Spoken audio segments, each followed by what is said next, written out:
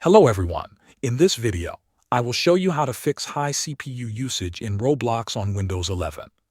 First, open Roblox and join the game that is causing high CPU usage.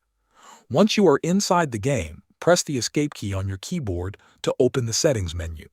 Find the Graphics Mode option and change it from Automatic to Manual.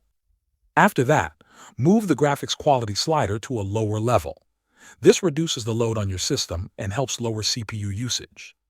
Next, go to your Windows search bar and type Graphics Settings, then open it. In this window, look for Roblox in the list. If you do not see it, click on Browse and add the Roblox app manually. Once added, click on Roblox, select Options, and choose High Performance. This allows your system to use the dedicated GPU instead of relying heavily on the CPU. If the CPU usage is still very high, you need to clear the Roblox cache. Press Windows key and R together, type %local app data %, and press Enter.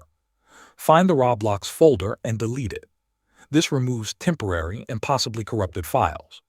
After that, reinstall Roblox from the official website. Now launch the game again and check if the CPU usage is reduced. Thanks for watching.